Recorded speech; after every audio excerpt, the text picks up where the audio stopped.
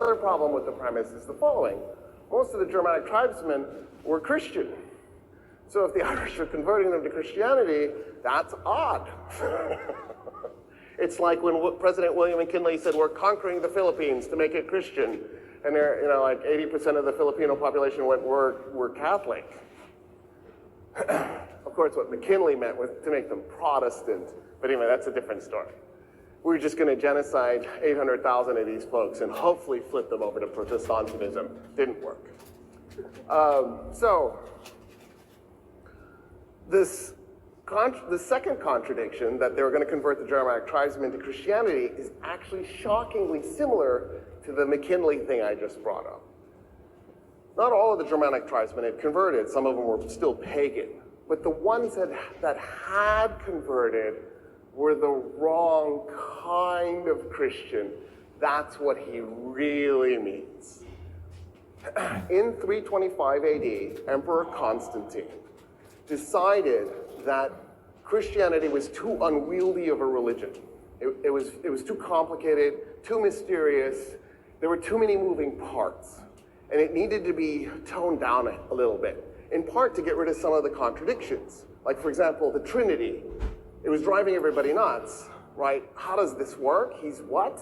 And so Constantine said, I want 318 of you theologians to go to Nicaea and figure out how to make Christianity into something a little bit more manageable, because if Rome was already majority Christian at that point, if the Roman Empire is going to use Christianity as the state religion to manipulate people, we as the politician class need to be able to know what Christianity is. How can we manipulate people through religion if we don't understand the religion?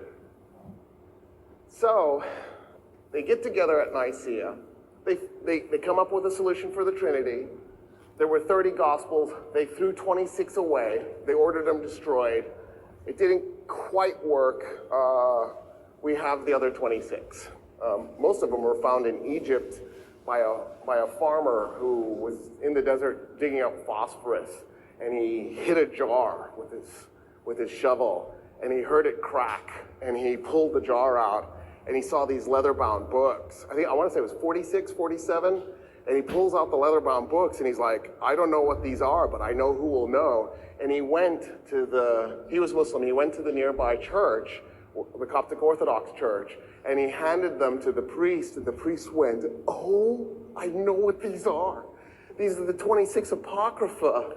And the church then immediately declared it a miracle that somehow the 26 Apocrypha had survived. And the Coptic Church claims that all 30 Gospels are legit and rejects the rejection of the 26 Apocrypha. Apocrypha means wrong, right? So it rejects the wrong, the declaration that they're wrong.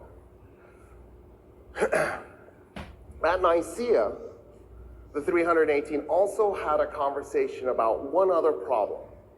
And the problem was how to understand Christ's nature on earth.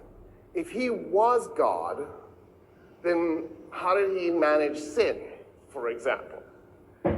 There was a guy named Arius of Alexandria. He was actually from Cyrenaica. Long story. He was living in Alexandria.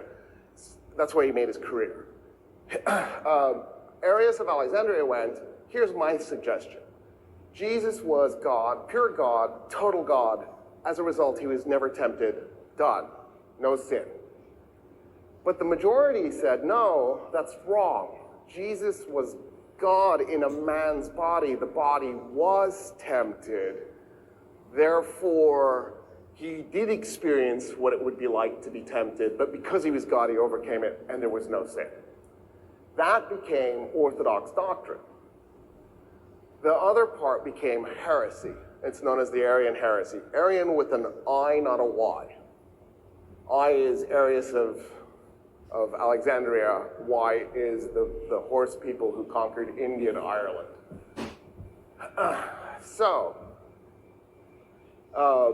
That's the Arian heresy. It took off in Egypt. It took off in Syria. And the Germanic tribesmen really liked it. So that's what's being converted. they're being taken away from the Arian heresy into what we would have considered mainstream Christianity. Of course, in the United States, the average American Christian is an Arian heretic. I can prove it to you. There is a Greek guy who wrote a book called